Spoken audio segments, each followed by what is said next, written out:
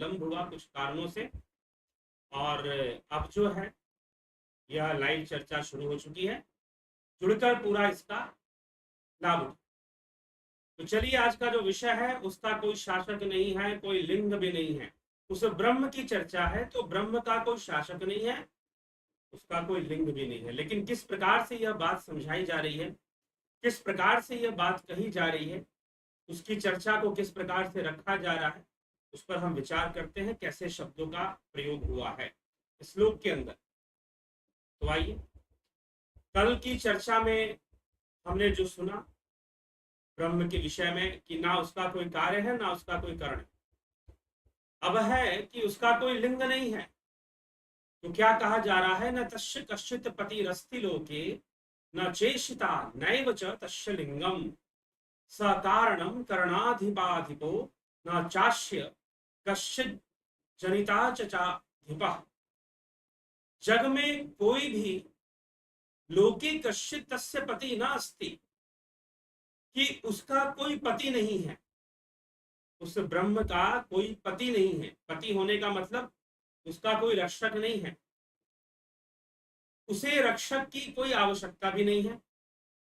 पति होने का एक और अर्थ है कि उसका कोई शासक भी नहीं है, उसका कोई शासक भी नहीं है।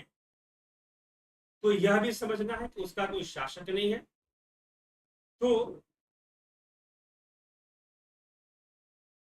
जगत में कोई भी उस परमात्मा का स्वामी नहीं है, उसका शासक नहीं है, और उसका चिन्ह विशेष अर्थात उसका कोई लिंग नहीं है। इसीलिए कहा जा रहा है लोके कश्चित तस्य पति न ईशिता च न च तस्य लिंगम न एव सह कारणम। उसका कोई कारण भी नहीं है, वह सबका परम कारण है, वह सबका परम कारण है, और समस्त कर्णों का अधिष्ठाताओं का भी अधिपति है। कर्णाधिपी अधिप अर्थात कर्ण अधिपा कर्ण अधिपा, मतलब कि जितने भी कर्णों के अधिष्ठाता हैं। कर्णों का अधिष्ठाता कौन होता है जानते हैं? कर्णों का अधिष्ठाता होता है जीव। कर्म करने में जो साधन है, कर्म करने में जो साधन है वह क्या है? इंद्रियां हैं, जिनसे कर्म हो पाना संभव है। तो कर्म हो पाना जिनसे संभव है वह क्या है? इंद्रियां हैं। तो कर्ण भी इंद्रियां हैं। तो इसीलिए उस ब्रह्म का कोई कार्य नहीं है, कोई कर्ण नहीं है। ये पहले ही चर्चा हो चुकी है, कल के चर्चा में यह हमने चर्चा कर दी है कि उस ब्रह्म का ना ही कोई कार्य है और ना ही कोई कर्ण है। ठीक, तो इसीलिए अब कहा जा रहा है कि वह उसका कोई कर्ण तो नहीं है, लेकिन कर्णों के जो अधिपति हैं। कर्ण का अधिपति कौन है? इन इंद्रियों पर किसका नियंत्रण होता है? इन इंद्रियों से प्राप्त होने वाले अनुभव किसको प्राप्त होते हैं? इन इंद्रियों से होने वाले कर्म किसके द्वारा किया जाता है? ज्ञान इंद्रियों से हम अनुभव प्राप्त करते हैं। तो ज्ञान इंद्रियों से होने वाला जो अनुभव है वह कौन अनुभव करता है? उसका अनुभव करता कौन है? तो उसका जो अनुभव करता है, ज्ञान इंद्रियों से होने वाले अनुभूति का जो अनुभव करता है वह कौन है? जीव है। दूसरा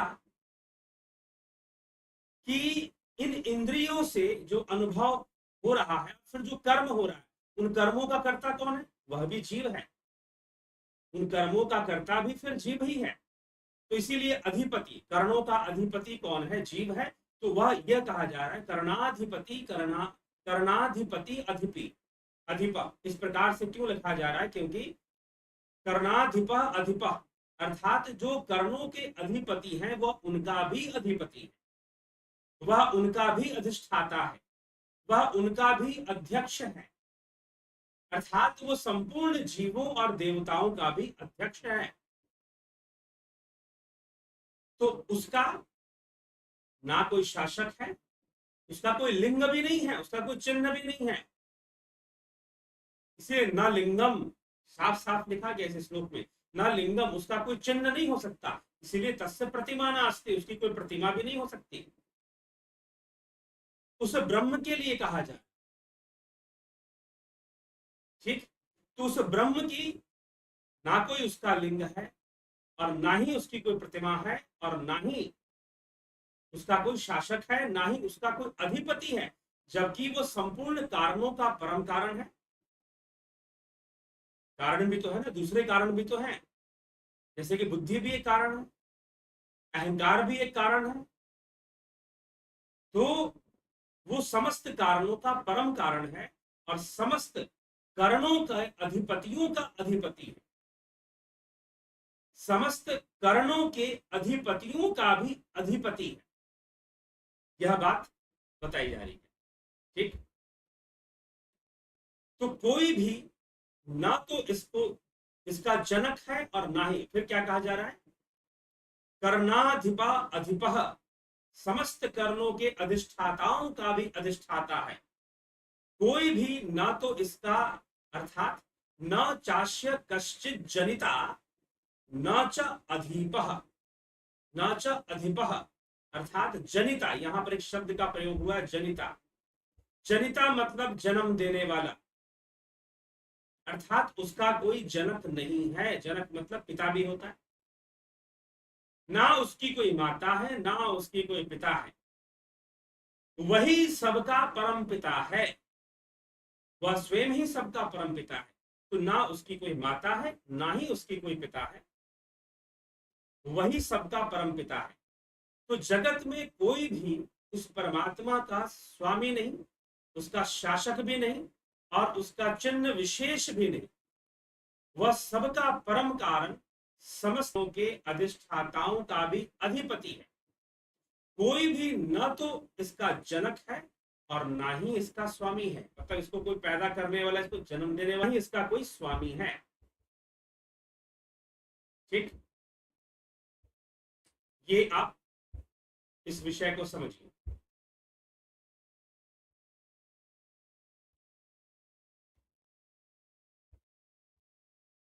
तो अब आगे क्या कहा जा रहा है, आगे के श्लोकों पर चिंतन कर ले। तो आगे कह रहे हैं कि अब इसकी सृष्टि कैसी है, इसकी माया कैसी है। यस्तंतु नाभ एव तंतु भी प्रधान जय स्वभावतो देव एक स्वमा वृणोत सनो दद्धा ब्रह्माप्यम।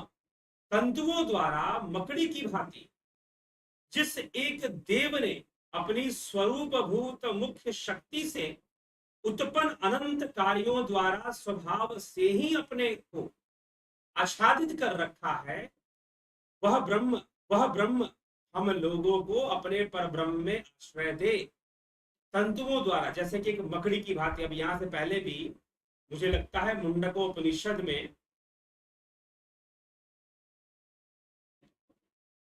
लेकिन यहां पर जो आश्रय मांगा जा रहा है, वो कहा जा रहा है कि हमें ब्रह्म रूप में आश्रय दे,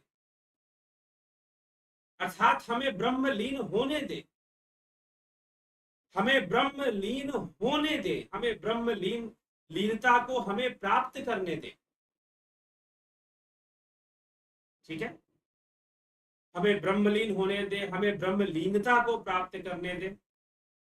ये हमें थोड़ा सा सोचना पड़ेगा, समझना पड़ेगा इस विषय को। तो क्योंकि अब एक बात बताइए, आश्रय तो वैसे ही मकड़ी के जाल के समान ये सारा संसार ब्रह्म के लिए है।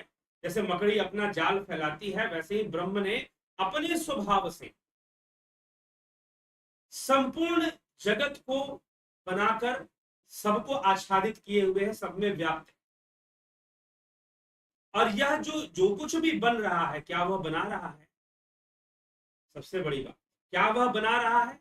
जी नहीं, वो बना नहीं रहा, उसकी कोई नियत नहीं है बनाने की। यह तो उसका स्वभाव है जिससे कि सब कुछ बन जा रहा है, यह उसका मूल स्वभाव है जिससे कि सब कुछ बन जा रहा है, वो कुछ बना नहीं रहा। फिर वही बात समझनी पड़ेगी, बिजली और पंखे वाली बात। बिजली का स्वभाव है कि वो ऐसी ऊर्जा को उत्पन्न करता है जिससे कि टीवी चलने लग जाता है, फ्रिज ठंडा देने लग जाता है, एसी से ठंडी हवा आने लग जाती है, ठीक है, यह इसका मूल स्वभाव है। तो जो मूल स्वभाव है वो, उसको कुछ करना नहीं पड़ता, वो तो अपने आप ही होता है। तो जगत की सृष्टि, जो ब्रह्म से जगत की सृष्टि बताई जा रही है, मकड़ी के जाल के समान है, तो वह स्वभाव बस ही है और स्वयं ही सबको आच्छादित किए हुए है, ठीक, स्वयं ही सबको आच्छादित किए हुए हैं। लेकिन अब यहां पर कहा जा रहा है कि हमें तुम शरण में ले लो, हमें शरण में ले लो। तो किस रूप में शरण में ले लो, फिर से इस पर हम शब्दों को पकड़ते हैं। क्या कहा जा रहा है?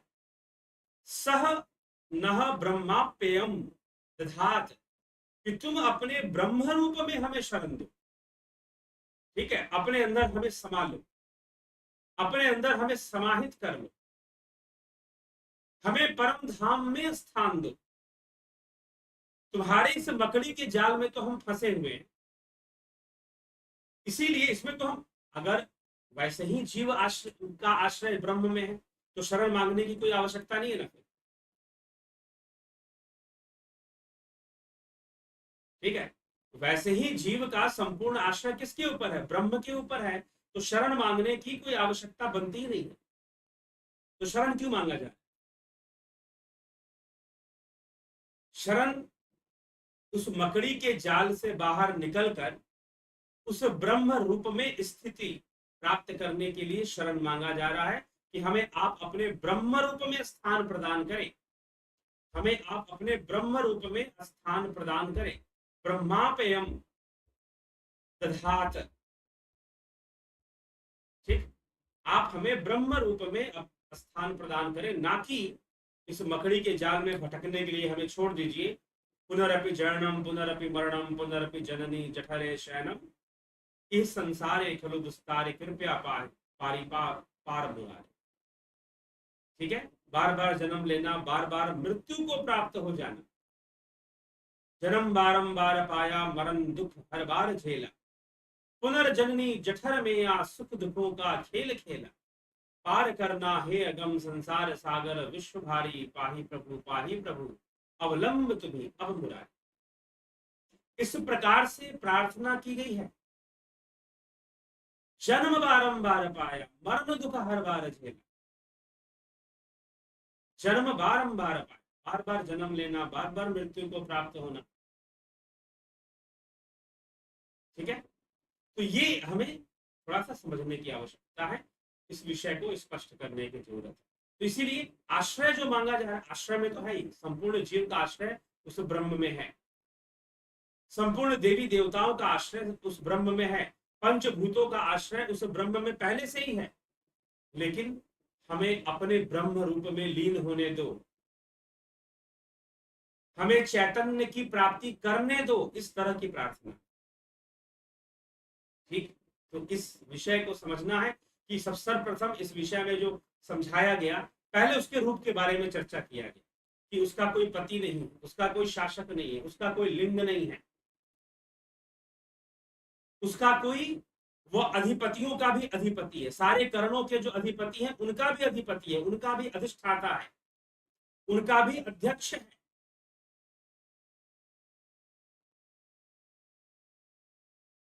ठीक, उनका भी वो अध्यक्ष है, तो उनका भी अध्यक्ष है। तो फिर यह कहते हुए वह ब्रह्म इस प्रकार से है, और फिर उसी की यह स्वभाववश, उसके स्वभाववश उसने मकड़ी की जाल की तरह इस संसार को रचा है। सब कुछ उसके शरण में ही है, परंतु हमें तो उसके ब्रह्म रूप, उसके वास्तविक रूप के शरण में होना है। हम तो उसके वास्तविक रूप के शरण में होना चाहते हैं। उस ब्रह्म में वही ओंकार है, वही ओंकार है, हम उसमें लीन हो जाना चाहते हैं। यह विषय बताया गया, ठीक। तो चलिए, इन दो श्लोकों पर हमने चर्चा की, अगला जो विषय है वो अलग है, तो उस पर हम चर्चा बाद में करें।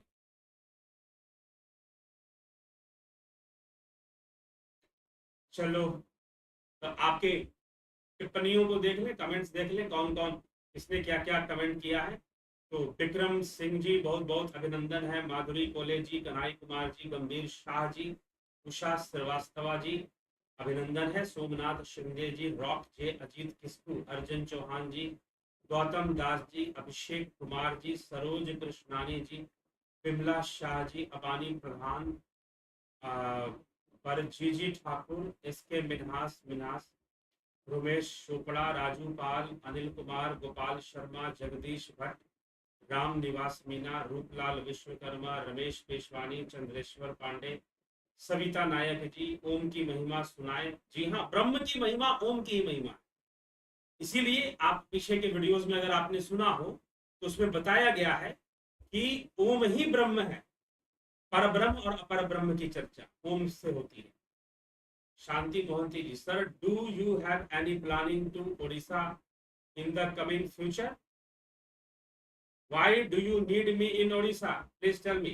Yes, I can come. Yes, yes, I can come Odisha. No problem.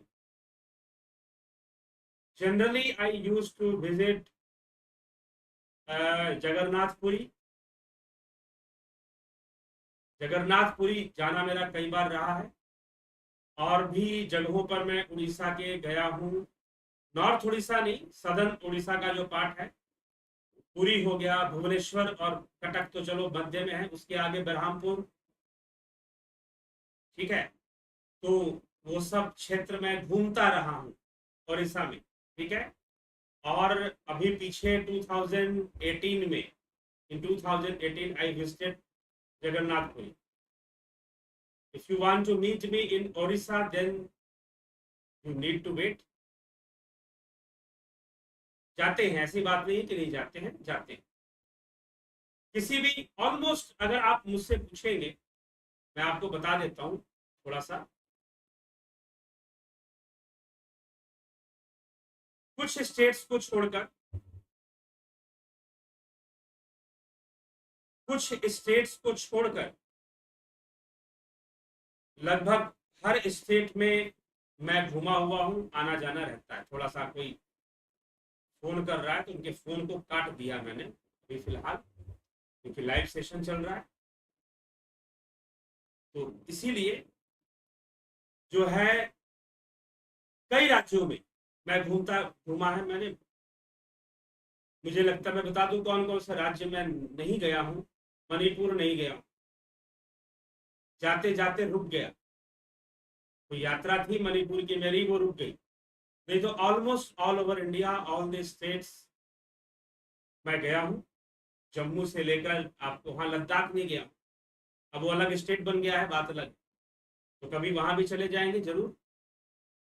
तो ऑलमोस्ट उड़ीसा हो गया, आंध्रा हो गया, तमिलनाडु हो गया, बेंगलोर, मुंबई, महाराष्ट्र के कई सिटीज, नागपुर, अमरावती, अकोला, ये सारा घुमा हुआ है, ठीक है। और फिर कई और शहरों में भी महाराष्ट्र के, और फिर छत्तीसगढ़ हो, चाहे आपका उड़ीसा का सदर्न पार्ट ज्यादा घुमा हुआ है, खुर्दा रोड, आपका पुरी, बरहमपुर, गंजाम डिस्ट्रिक्ट, ये सब घुमा हुआ है।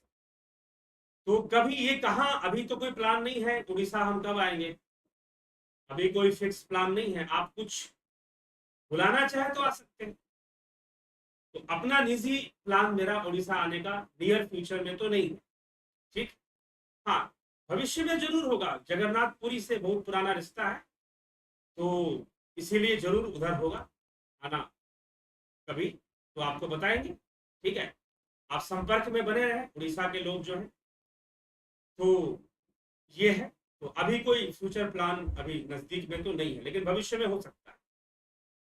जैसे ये सारा माहौल खुल जाएगा तो उड़ीसा का भी प्रोग्राम बन जाएगा, गुवाहाटी का प्रोग्राम बन जाएगा, जोरहाट का प्रोग्राम बन जाएगा, ठीक है। बना हुआ है, कई लोग बुलाते हैं आसाम से। और दिल्ली, मुंबई, ये सब का तो हाँ, ये सब टारगेट पर है, ऑलरेडी है। तो ये तो नियर फ्यूचर में है कि दिल्ली का है, मुंबई का है, पुणे का है, ठीक है। लेकिन उड़ीसा का अभी नहीं कह सकते।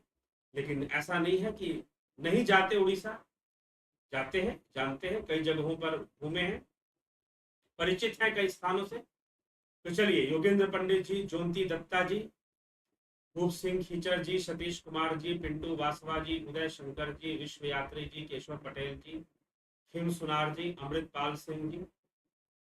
गुरु जी क्या ज्ञाता दृष्टा साक्षी ब्रह्म के गुण है? गुरु जी क्या ज्ञाता दृष्टा साक्षी ब्रह्म के गुण है? जी, ज्ञाता नहीं कह सकते, साक्षी। एक रूप में उसे साक्षी माना गया, इसलिए यहां पर भी श्वेतास्त्रो उपनिषद में भी उसे साक्षी कहा गया। ठीक है, वो आगे आगे अभी आएगा, कल की चर्चा में वो आपको मिलेगा, आज नहीं मिलेगा। कल की चर्चा जो है ब्रह्म के साक्षी भाव पर है। ठीक है, तो साक्षी रूप में माना गया, लेकिन ज्ञाता रूप में कहना उचित नहीं होगा, क्योंकि ज्ञाता होना एक भाव है, साक्षी होने में वो दृष्टा है। ठीक है, साक्षी होने में वो दृष्टा है, लेकिन वह खुद भावातीत है। तो ना तो उसमें सुख का भाव है, ना दुख का भाव है, ना लाभ का भाव है, ना हानि का भाव, ना दुख का भाव है, ना लाभ का भाव है, ना हानि का भाव। ठीक है, तो ये आपको समझना है। तो इसीलिए ज्ञाता कहना बहुत उचित नहीं होगा, साक्षी कहना उचित होगा। ज्ञाता शब्द का प्रयोग ब्रह्म के लिए बहुत, मुझे अभी तक तो नहीं मिला ब्रह्म के लिए, लेकिन कह सकते हैं सर्वज्ञाता है, ऐसा कहा जा सकता है, परंतु नहीं मिलता है। सर्वगत मिलता है, सर्वव्यापी मिलता है, सर्वभूत गुहाशय मिलता है। ठीक ना, तो ये सारी सर्वनिमित्त जो है, सर्वनिमित्त मिलता है कि सबका निमित्त वही है, सबको उसी के द्वारा सब कुछ हुआ है। तो ये सारी बातें मिलती हैं, लेकिन ज्ञाता शब्द ब्रह्म के लिए नहीं प्रयोग होता, क्योंकि ज्ञाता होना जीवत्व है। ज्ञान जीव का विषय है, ब्रह्म का विषय नहीं।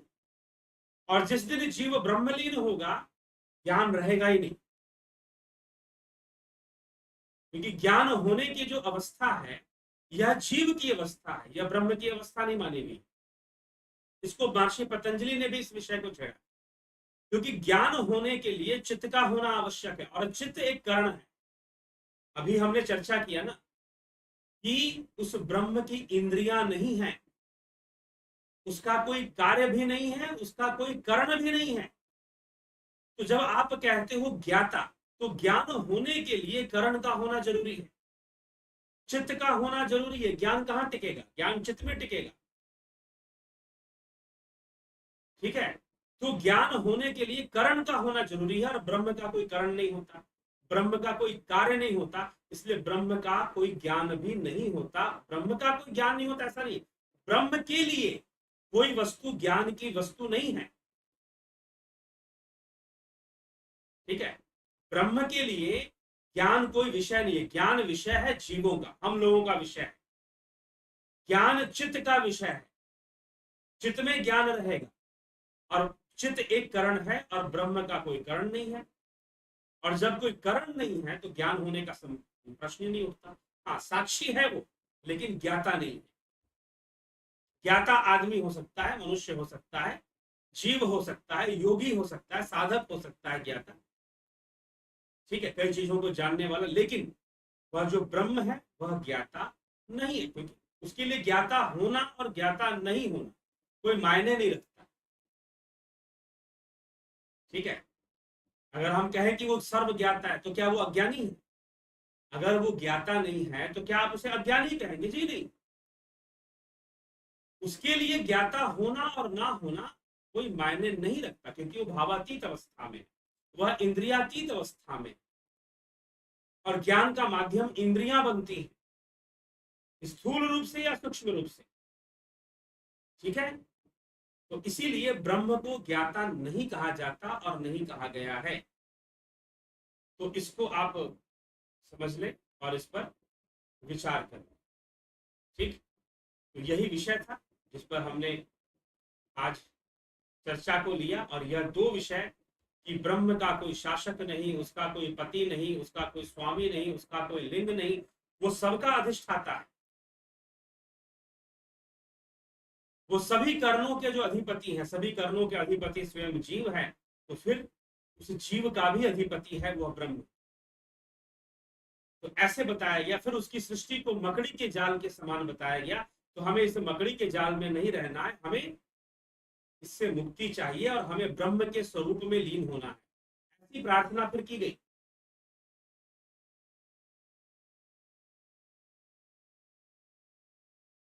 ठीक है, ऐसी प्रार्थना फिर की गई। तो ये चीजें, तो ये हमें विचार कर कर, समझ कर हमें चलना चाहिए और समझ कर चलना चाहिए। अगर हम समझ के चलते हैं तो निश्चय ही अपना कल्याण करेंगे, हम अपना कल्याण करेंगे। फिर नहीं तो फिर जो है आश्रय मांगा जा रहा है। ब्रह्म का आश्रय का क्या मतलब, हम तो उसके आश्रय में है ही, पहले से है। लेकिन आश्रय अर्थात उसके मूल रूप का आश्रय, उसके चैतन्य रूप का आश्रय हमें मिलना चाहिए। ठीक है, तो चलिए इसी के साथ मैं विचारों को विराम दूंगा। और जो ध्यान योग का कोर्स है, और कुछ सूचनाएं हैं, सुन ले अच्छे से। ध्यान योग का कोर्स 29 तारीख से 29 अगस्त से जो ध्यान योग का कोर्स शुरू हो रहा है, वह कल से ही शुरू हो रहा है।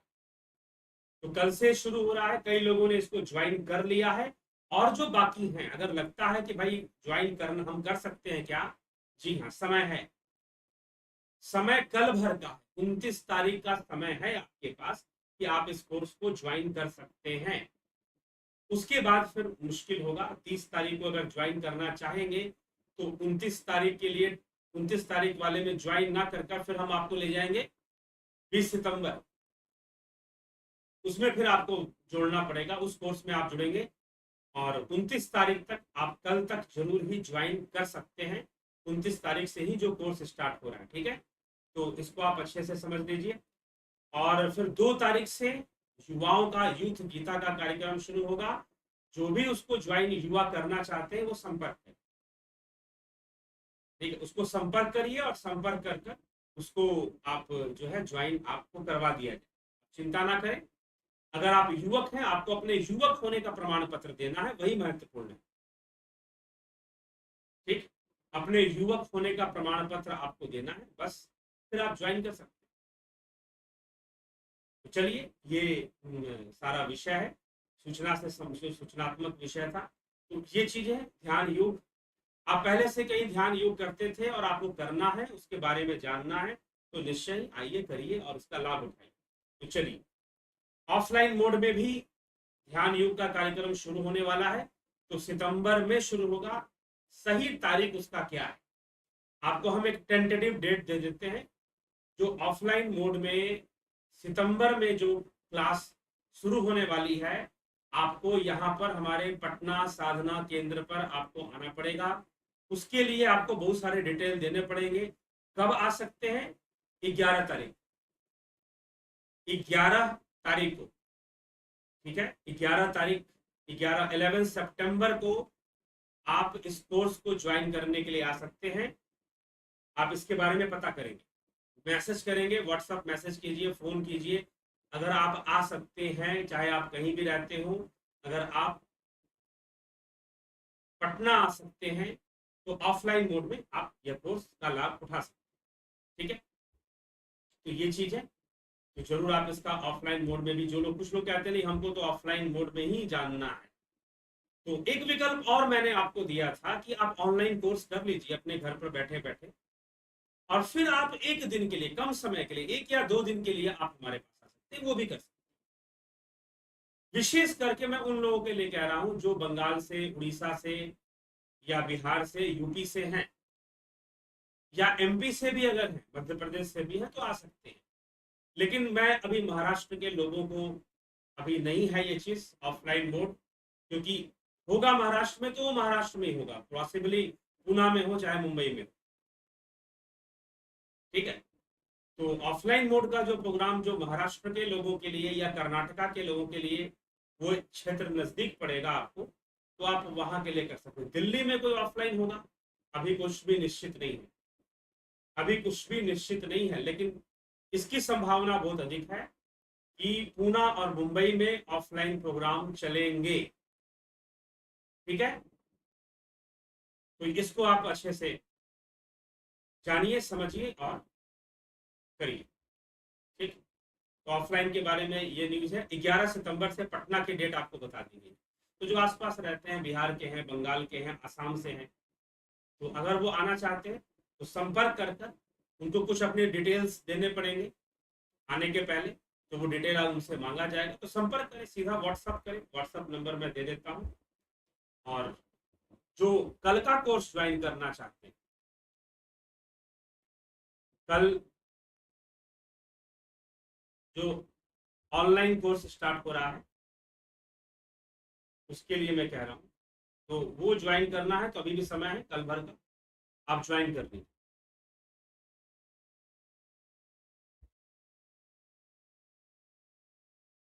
ठीक है, ज्वाइन कर कर अवश्य उसका पूरा पूरा लाभ।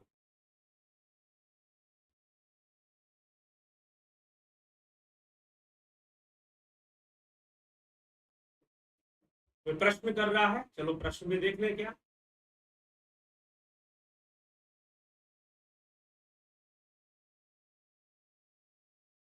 तो